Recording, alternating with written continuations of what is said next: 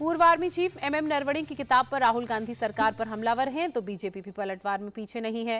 राहुल के आरोपों पर बीजेपी सांसद निशिकांत दुबे ने जवाब दिया। निशिकांत दुबे ने कहा कि राहुल संसद को गुमराह कर रहे हैं।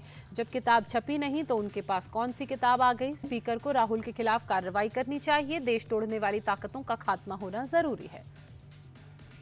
लोकसभा में प्रधानमंत्री मोदी की सीट को घेरे जाने के मामले में अब बीजेपी की महिला सांसदों ने स्पीकर ओम बिरला को चिट्ठी लिखी है। महिला सांसदों ने विपक्ष पर सदन में जघन्य अपराध करने का आरोप लगाया। महिला सांसदों ने विपक्ष पर सदन को बदनाम करने का गंभीर आरोप भी लगाया। उन्होंने स्पीकर ओम बिरला से आरोपी सांसदों के खिलाफ नियमों के तहत सख्त से सख्त कार्रवाई करने की मांग की। असम सीएम हिमंता बिस्वा शर्मा के विवादित शूटिंग वीडियो का मामला अब सुप्रीम कोर्ट पहुंच चुका है। लेफ्ट नेताओं की ओर से दायर याचिका पर सुनवाई के लिए कोर्ट तैयार हो गया।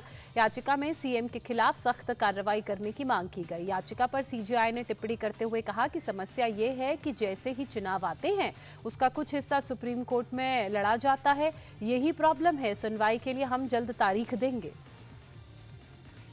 यूपी में अगले साल विधानसभा के चुनाव हैं, लेकिन उससे पहले ही सीएम योगी आदित्यनाथ सनातनियों को एकजुट करने में जुट गए हैं। सीतापुर के एक कार्यक्रम में सीएम योगी आदित्यनाथ ने कहा कि सनातन कमजोर होगा तो देश कमजोर होगा। इससे सनातन के सामने अस्तित्व का संकट पैदा होगा। उन्होंने उन नेताओं से भी सावधान रहने के लिए कहा जो जाति, क्षेत्र और भाषा के नाम पर हिंदुओं को बांट रहे हैं। पार्टी के शीर्ष नेताओं से मिलने के लिए कर्नाटक के deputy CM D K Shivakumar Delhi दौरे पर हैं। उनके इस दौरे ने एक बार फिर राज्य में सीएम की कुर्सी में बदलाव की अटकलों को हवा दे दी है। हालांकि बेंगलुरु में इस पर खुलकर बोलने से बचते हुए उन्होंने कहा कि मेरे लिए हर दिन अच्छी खबर और एक अच्छी शुरुआत है। वहीं कांग्रेस एमएलए इकबाल हुसैन और विधान परिषद सदस्य चन्नाराज हट्टी होली ने इसी कार्यकाल में डीके को सीएम बनाने की मांग की। 31 जनवरी को शपथ लेने के 10 दिन बाद महाराष्ट्र की डिप्टी सीएम सुनेत्रा पवार ने आज कार्यभार संभाल लिया। मुंबई में मंत्रालय की 6ठी मंजिल पर सुनेत्रा पवार ने अपने दफ्तर में कार्यभार संभाला। यही कार्यालय दिवंगत अजीत पवार का भी हुआ करता था। इसके पहले सुनेत्रा पवार ने दादर स्थित चैत्य भूमि जाकर डॉक्टर भीमराव अंबेडकर को श्रद्धांजलि अर्पित की। वहीं से सुबह प्रसिद्ध सिद्धिविनायक मंदिर वो गईं। उन्होंने दर्शन कर पूजा की और बप्पा का आशीर्वाद लिया। इन दिनों बिहार विधानसभा का बजट सत्र चल रहा है। सत्र के दौरान आज बीजेपी के राष्ट्रीय अध्यक्ष नितिन नवीन विधानसभा पहुंचे। बीजेपी चीफ बनने के बाद वो पहली बार विधानसभा पहुंचे। नितिन नवीन अभी पटना से बांकीपुर सीट से विधायक हैं। नितिन नवीन का स्वागत करते हुए डिप्टी सीएम सम्राट चौधरी ने कहा, आज का दिन ऐतिहासिक है। ये पहला मौका है जब सदन का कोई सदस्य इतनी बड़ी पार्टी का नेतृत्व कर रहा हो। सदन के कई सदस्यों ने मेज थपथपाकर नितिन नवीन का स्वागत किया। बिहार विधानसभा में विपक्ष ने जबरदस्त हंगामा किया। राबड़ी देवी के अपमान के खिलाफ आरजेडी विधायकों ने जमकर बवाल काटा। विधानसभा के बाहर भी विधायकों ने सीएम नीतीश के खिलाफ प्रदर्शन किया।